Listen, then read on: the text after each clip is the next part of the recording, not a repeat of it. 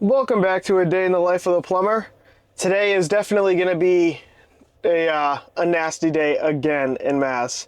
We got wind, we got rain, it's muggy as all hell, so it's going to be definitely a trying day. But for right now, we're going to be going down to the Cape, and we're going to be looking at a guy wants to add a gas grill, obviously pipe gas over to it. So this is probably just going to be an estimate, nothing too crazy, but I'll let you know what I find, and if I can show you any of the job, I obviously will. But getting over the Cape Bridge is definitely going to be fun. I think the ride's going to be like an hour. The traffic is insane right now, but that's just the way she goes, huh? All right, I'll see you guys over there. Geez, it is very windy today. But that ended up being an estimate. I think I'm going to go back on Monday and hook it up. He had two outdoor grills, so I have to make two different tie-ins with two different shutoffs, two different flexible quick connect gas hoses, which we didn't have and the supply house didn't have for some reason. So we have to order those. That's the reason for the delay. But the biggest thing I can say, when you are either adding to a gas line or maybe putting in like a bigger water heater or something like that, making sure you have enough gas is absolutely crucial. Sizing whatever code you guys have in Mass, we have to size all the BTUs, and then it's the furthest away from the meter. That's how you size the whole gas line. If you don't have enough gas, I mean, one, they'll just run like crap and you won't be satisfied. But two, we can mess with the orifices and everything if proper gas pressure isn't coming through. It's a whole host of nightmares. Just make sure that you definitely do have enough gas, because like I said, if you don't, it can definitely cause a problem. But right now, there's honestly really nothing else for me to do at this point, so we're going to head back to the shop. That is just how it is some days. Some days you're running around with your head cut off. Other days there's really not that much going on. But the not much going on days can certainly be good, because it gives you the chance to go through your truck, slow down, take a nice breather, everything like that. Make sure you got all the stock you need for, in your truck. But yeah, so that's what we're going to do, and I will head over there and I'll see you guys there. All right, so we just had some lunch, and now I'm going to drive probably like 35 minutes. We got a call that a customer wants us to install a water heater that they are supplying. These are usually generally interesting because they normally don't go to a supply house for these water heaters. They normally get them from a big box store, which I have found the quality of the actual water heater itself to be a lot less once it comes from a big box store.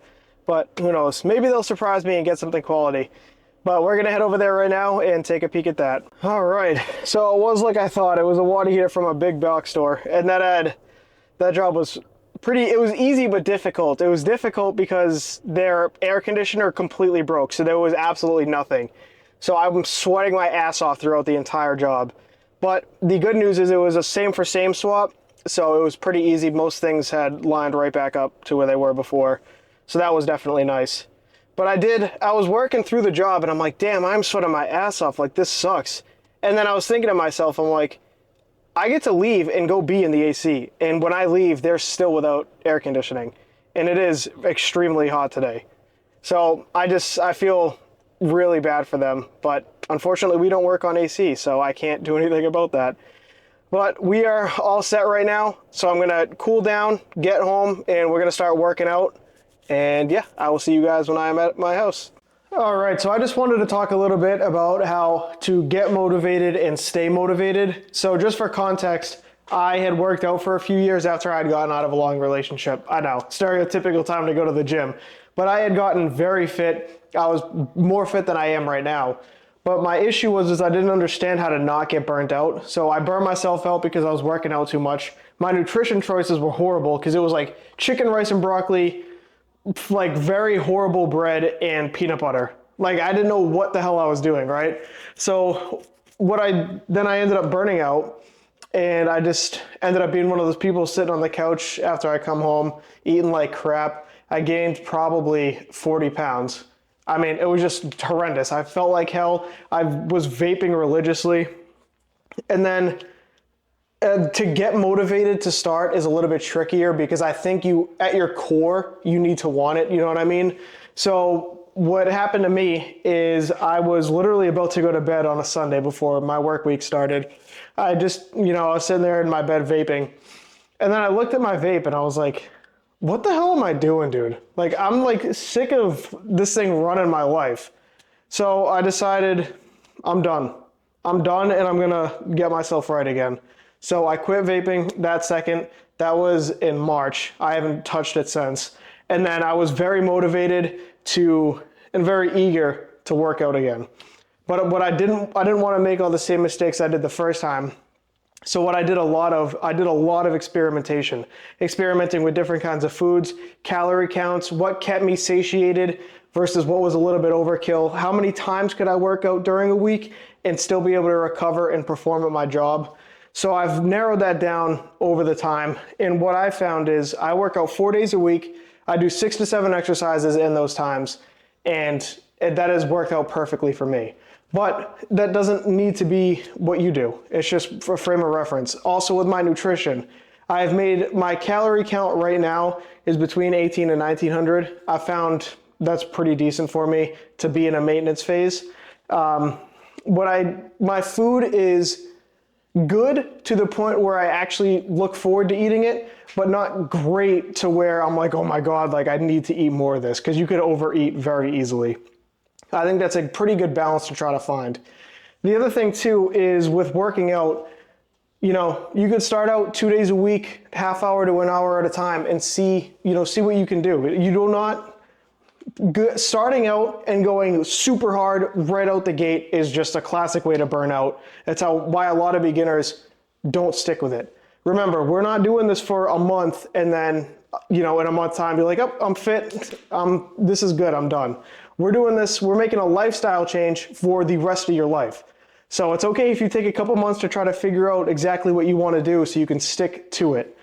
The other thing is staying motivated.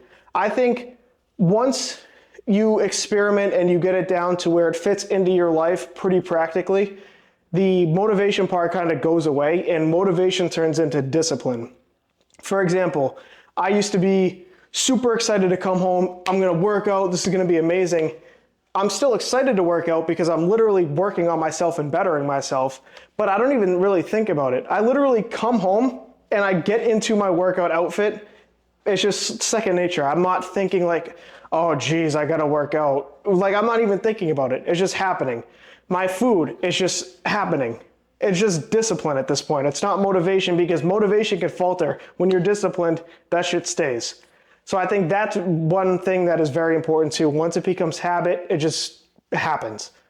The other thing too is not to be afraid to miss a couple of days here and there. You don't have to be amazingly perfect. I go to the gym all the time at this time, yada, yada, yada. Life happens, things come up, but try to take small wins. Hey, I didn't get to work out this day, but I got a few more steps in. Or yeah, I didn't really get any steps in, but my nutrition was still on point. I still, kept up with that. I can tell you, since February is when I've really started getting back into this. And about 2 weeks ago, I had a cheat meal. It was just buffalo chicken pizza and french fries.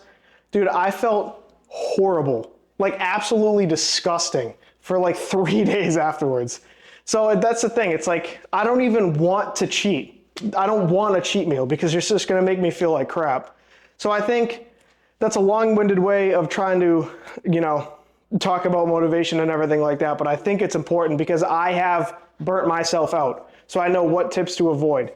If you have any questions about that, leave it in the comments and I can answer it in the next video. But I think that's something that a lot of people struggle with. I struggled with for years. And I still don't have it totally figured out, but personalize whatever you need to for you to keep it in your everyday life, I think is the best advice I can give. Anyway, we're going to start working out. Let's get to it.